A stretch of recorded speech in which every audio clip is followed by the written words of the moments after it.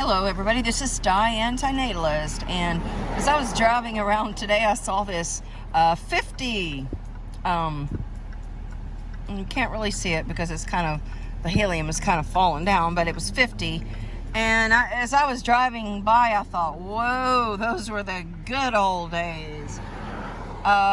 50 was young, 60 is not.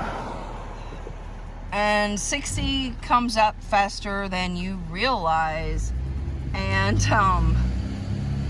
you know, nobody wants to age. Nobody wants to decline. We all saw our grandparents age and, you know, go to doctors and, you know, take lots of medicine, and you know, they begin to fall when they get older, and you know, just the look in their eyes of our grandparents, I just know it was almost scary. And you know, and I guess I identified more with my grandparents certainly than my parents, but just seeing them age was horrifying, and it was like you know, it was the shape of things to come for me. And I've aged better than my biological progenitors, but nevertheless I am aging in the fashion that they have aged, which, you know, it would be natural because, you know, you inherit everything, whether you inherit you know, by nature or whether it's developed by nurture. You will definitely age like your parents or your grandparents, and you'll follow in suit from their diseases and their ailments and their conditions and their deficiencies. So it was just fond memories when I saw that 50 sign, because 10 years later it's a whole different story.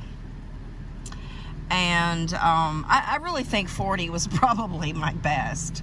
Obviously 30s were best, but 40, you know, I was young, you know, spry, and but every year that you age, you're just going to endure harm.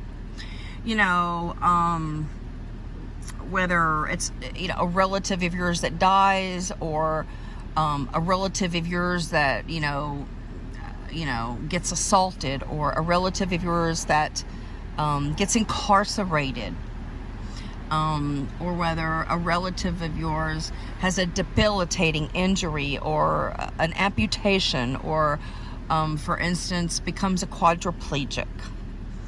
There are just so many facets to life that are it makes it unforgivable to continue the species and to continue your own lineage.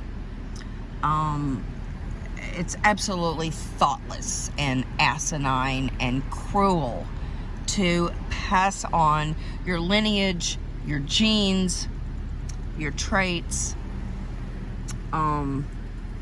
I don't even look at when I see families anymore. I just turn my head the other way, because it's just so revolting, just the how delusional families are. And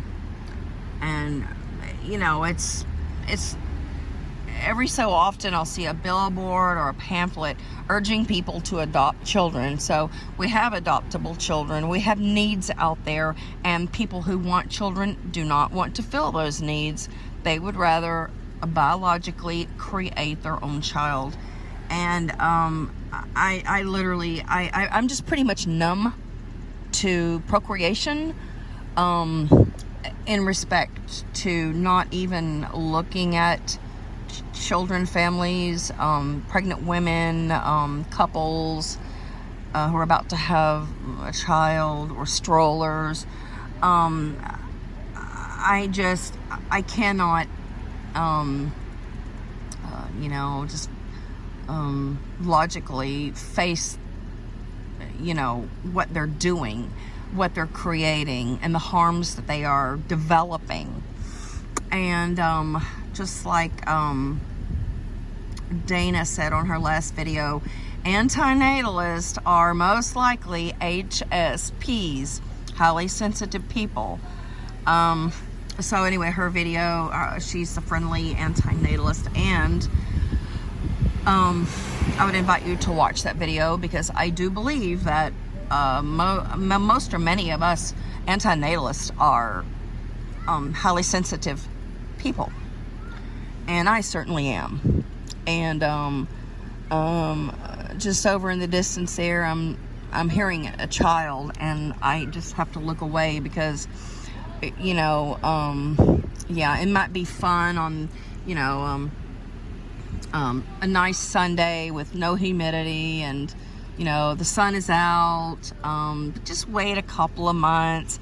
There's going to be rain and storms and wind and gray days, and they're unavoidable, folks. Those gray days are unavoidable for everybody, for every little boy and every little girl. The boy was running through the water hose. At the stop sign, turn right onto Virginia Avenue, then turn right onto 10th Street.